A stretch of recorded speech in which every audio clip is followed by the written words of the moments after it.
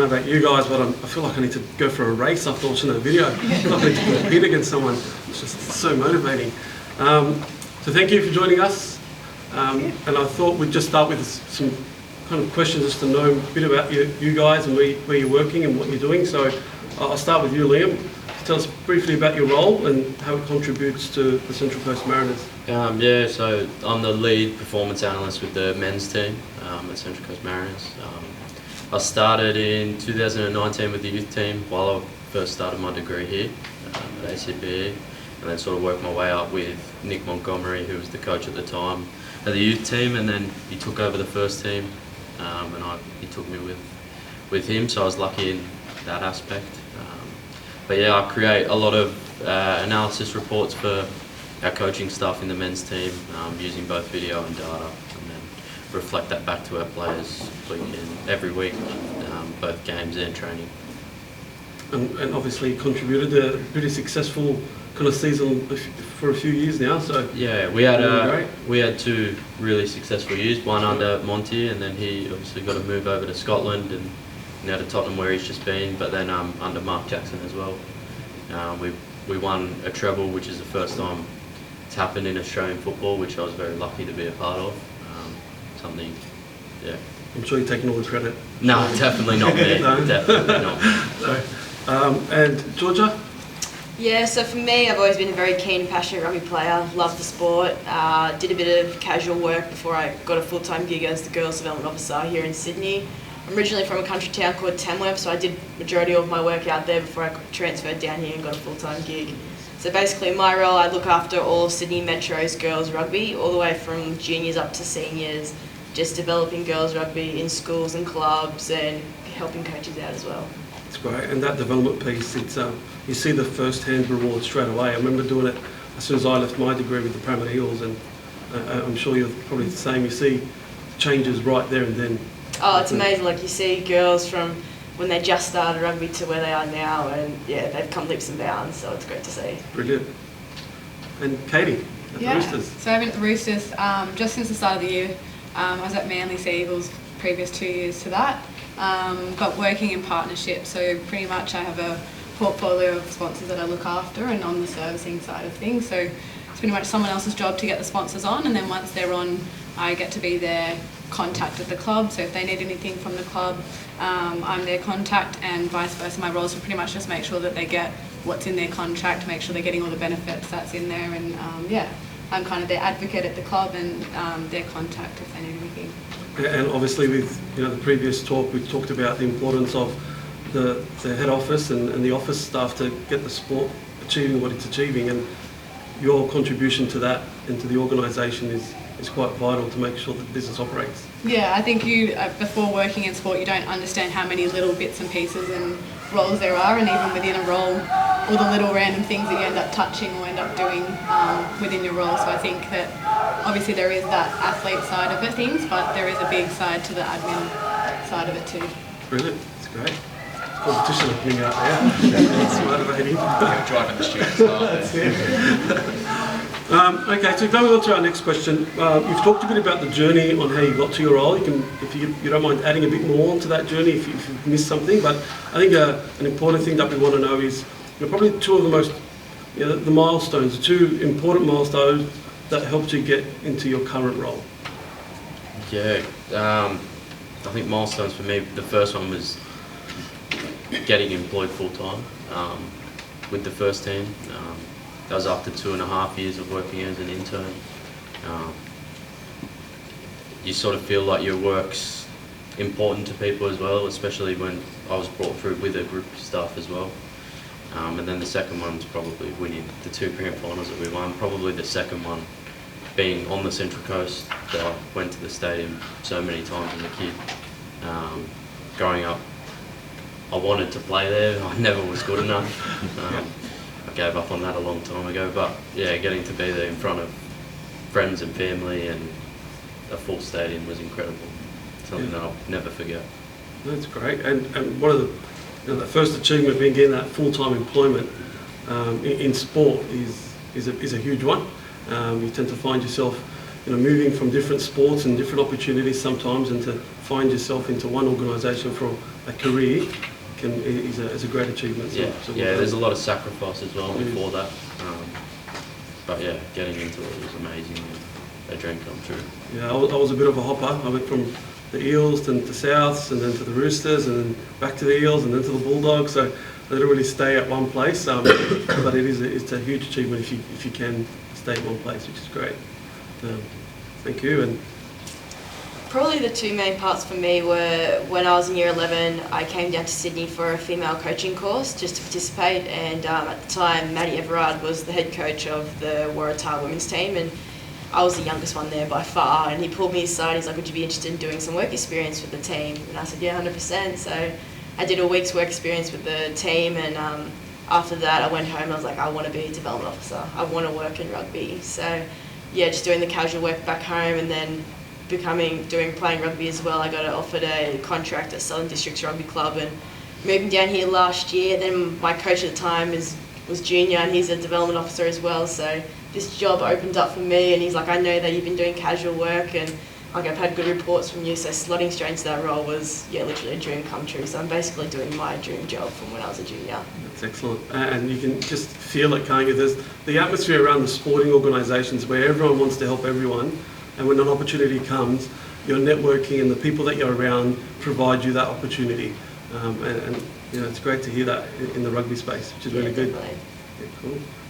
Caiti? I'd probably say, I think, as part of my uni degree, I had to do an internship. So I guess it comes back to that networking side that you just mentioned, but ended up being able to get an opportunity to intern at the Eels. And I think that was a first. Just being able to, obviously you learn a lot on paper and when you're doing your degrees, but getting that exposure to seeing how an organisation comes together and seeing all those bits and pieces was the first kind of way to start understanding where you see yourself fitting. So I think for me, I was able to kind of work out that the commercial team was something that I was interested in, and I think the second milestone, I guess, is like when I was trying to get into sport. I remember someone said to me, the hardest part of working in sport is getting a foot in the door, and once you're in, you're in. And I think I've had that experience where it took a little while to get that first crack.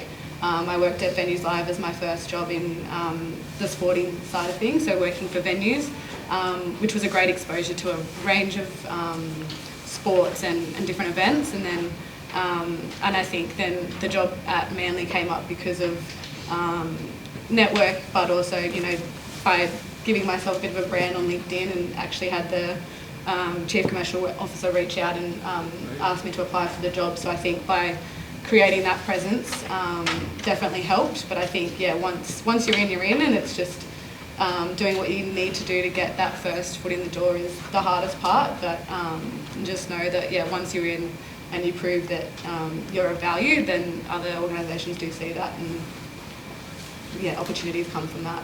They sure do. I remember my time at ACPE. I think the opportunities the college gave me was that we did a lot of our studies and work in this kind of environment.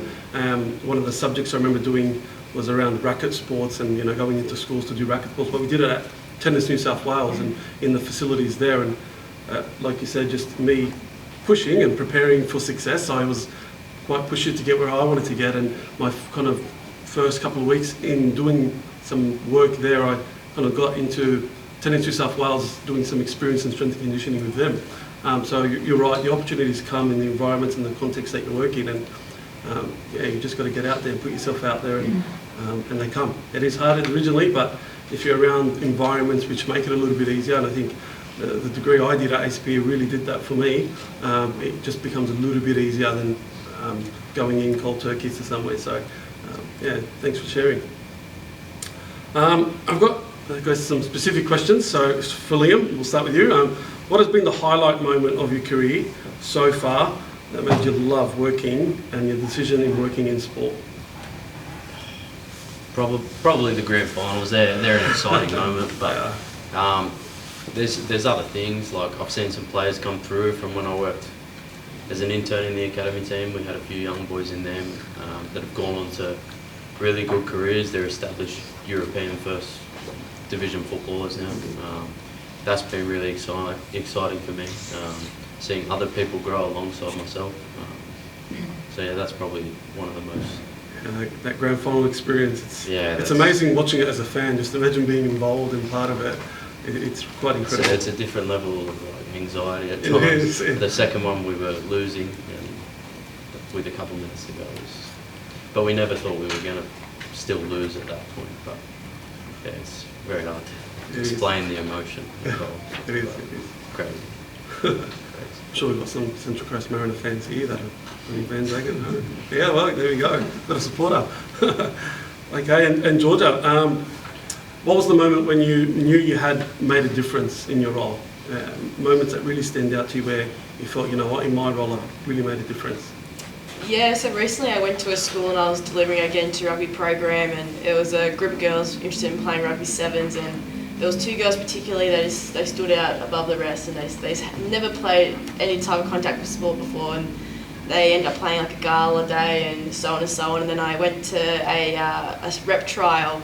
I was independent selected there, and I saw these two girls there, and I was like, whoa. I was like, these girls have only been playing for a month or so, and they're here at a rep selection, and up both getting selected and starting in that team as well. So I was like, obviously had a bit of an effect on that these girls had a great experience, that they get into rugby session, that they want to pursue rugby and keep having a crack at it. So yeah, I was pretty chuffed about that. It's amazing, and you can see it in your face and in the way you're explaining it, that real difference you make in sport, into people's future, into careers. Yeah, it's a feeling that you'll cherish for a long time, and whether they don't make it all the way to first grade or the top level of sport, but the difference in their abilities and their capabilities and how their attitudes and their behaviours change, it's quite an amazing feeling as someone involved in sport to see. So yeah, it's an awesome feeling. Caiti, what's the future of your role? I guess, how do you think it will develop, and what are the opportunities and challenges that you think will emerge in the future of your role? Yeah, it's been interesting. I've been in, I guess, the sporting landscape for 4 years now, but kind of seeing how it's changed already. But even just from club to club, the difference has been really interesting from my point of view. Obviously, everyone sees NRL clubs or clubs for any sport playing on the pitch at the same level, but every club is a different size and has different resources and different capabilities, I guess. So Manly was very much that suburban, more so club, whereas Roosters, I've kind of stepped into a role and at a club that has a higher level of opportunity for my role, and that's why I did make the move in the end. But I think I'm finding as well with the partnership space as a whole, partners are moving to a bit more. It's really interesting. Some of the bigger partners are the ones that are less engaged, and the smaller partners are more engaged. But I think this year especially, kind of seeing that partners are caring more about their return on investment a bit more, and trying to make sure they're getting the most out of their partnership. And I think that historically, and it sounds like from what's happened at the club before I've got here too, there was that history of like I don't want to say a men's club, but a bit more handshake agreements. You give us the money, we'll put this in the contract, but we won't actually worry about giving it to you or making sure that you're getting the things. So I think there's kind of that transition into, no, we want to make sure that we're getting the money or the value for our money, and make sure that they get everything in the contract. And then with that comes a bit more on the reporting side of things, making sure we're communicating with all the partners really well and keeping them across everything. But yeah, I think that's probably been interesting to see. Just the engagement from partners is getting more and more, and making sure that they're getting what's out of their contracts. It's great. It's a very unique area of sport, and to be involved in that, it's quite a valuable position within an organisation. So it's great you're doing some really good work. Thank you. Okay, so I'll put it out to any of you. I guess you can jump in here. So in 5 to 10 years' time, you're thinking of the future here and what you'll be doing in the next 5 to 10 years' time. What will you be doing? What will your role look like? And I guess, what is it that you need to really be successful in that role, or in the future? I think for me, it can transition into a few different things.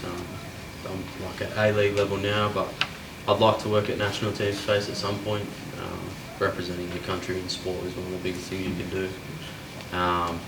Or go into coaching. You can move, sort of, a few coaches have gone that way. There's a few over in Europe that have gone into head coach roles since as starting as analysts, and then obviously at Wellington their coach started as an analyst at A-League level. So, but it takes a lot of hard work, but also a little bit of luck along the way.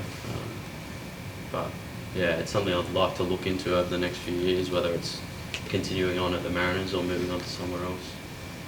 Just excited to see where it takes me. It's great. It's a big world. Yeah. A lot of teams. Maybe the Wanderers. No, it's great. Yeah, for me, like, my role can literally go anywhere. It can go into like management, it can go all the way up to CEOs. So it's really broad for me. But personally, I'd like to stick into coaching. Like, I'm really passionate about my coaching and also playing as well. So I'll give it a crack playing first. But coaching is somewhere I want to go as well and see where that takes me. But yeah, definitely with all the contacts and stuff I've made, it can literally go as far and as worldwide as I want it to go, which is great. We'll be following you, Georgia. We'll be watching you on TV soon, so watch this space. Possibly, yeah. Cool. I think for me, like I've kind of started at a more junior level when I was at venues and kind of progressed to partnerships executive at Manly, and then now I've kind of stepped up again to be at Roosters. So I think I want to continue in that trajectory. The next role would be a partnerships manager role, and I think for me it's just trying to expose myself to as bigger of an organisation as I can with as big of partners as I can. So for me, whether that's the Roosters is probably one of the biggest players in the NRL in terms of the size of their business program, but I think the AFL has a lot of opportunity, and I do play AFL, so that's also a passion side of things for me. So I think a partnerships manager role at an AFL club would be pretty cool. And then I'd love the opportunity to go and work over in the UK, for example, but for right now I think I love the Australian landscape and what that sporting landscape looks like and being involved. So I think that would be it. Brilliant. What about the Giants? Did you look at the Giants? No, not the Giants. Sorry, I'm a Swans girl. No, lovely. Okay. So just the final question from me is, based on your time working in sport, and I can see you've done a lot and there's a lot of hard work that's gone into it, can you sum up in a sentence some advice you'd give, I guess, the future students in the audience in coming and working in sport? I think it's something we've spoken about on this panel already, but networking is so important. It's not always what you know. Some people like to say it is, but you also need to know the people as well, and they'll teach you things. I've learned so much from so many good people, both here at ACPE and along my way at the Mariners, and even people we've come up against. They've helped me along the way, so I think networking is so important. Yeah. And networking in the context of just being amongst it, being in it, and having the opportunity there creates the opportunities. And the opportunity to network is just taking up the opportunities to be amongst or in the environment. Yeah, exactly. Asking questions when you get the opportunity to. If you get opportunities to sit and listen to people talk sometimes, it's so important. Yeah, sure. Asking questions, the challenge was on earlier, so Georgia. Yeah, probably for me, like, whatever career you decide to do, like, start showing interest now, whether if they offer you a week's work here, or casual work, or some work experience, work placement, like, definitely take what you can, because those little things, like, if you show up, that's a tick in their book, so it sets the platform and the next step for whatever holds in the future for you guys. So yeah, don't knock back any opportunities. I like it. Caiti? Yeah, mine's probably a culmination of both, but yeah, like just saying yes to any opportunity that comes. But I think the volunteering part of sport is, sometimes people see working in sport and think it's this glamorous job, but there is a lot of little shitty roles that you have to do, and hard work, and volunteering to get experience. So I think being able to say yes and show that you're willing to say yes. I think I was talking to our head of membership during the week, because we're hiring for a role at the moment, and someone was applying for a job but they had no volunteer experience on there, and they had no experience in sport, which is the issue as well, but there was no volunteer experience, and that actually says a lot about the fact that you're willing to do the shitty tasks and because you're passionate about it. And I think, I volunteered at my footy club when I was trying to get into sport, just to show that I was willing to do that, or even just for me to build some confidence to say I've had experience working in a grassroots point of view. So yeah, I think saying yes, doing that, and then I've talked about it earlier, but I think LinkedIn is a really important tool, not just in sport, but as anyone in a career. And I think that building up your own brand on platforms like LinkedIn or when you are networking, making sure you're putting your best foot forward, because you don't know where people are going to end up and you don't know who's seeing your stuff either. So by showing what you're doing and by working in sport, yeah, you don't know what opportunities might come up by doing that. Yeah, I really like that advice. Volunteer your time, even at your local levels, because that's where it matters as well sometimes, to make your way up in the chain. We don't all go straight to the top level. Whether it's in soccer and you're at your local, RPR or Sydney Olympic clubs, or in rugby league, you're winning Magpies or wherever it might be, or in rugby at Southern Districts. Just really volunteer your time and enjoy the experience. So again, thank you for your time and sharing up some lovely stories. We're going to hand it over to some questions, are we, Karen? I'm going to ask the questions maybe just to be asked individually, because we're going to have a little break now, and I'm conscious of staying on schedule so that we finish early. But I'd love us to give us a round of applause for Shadi.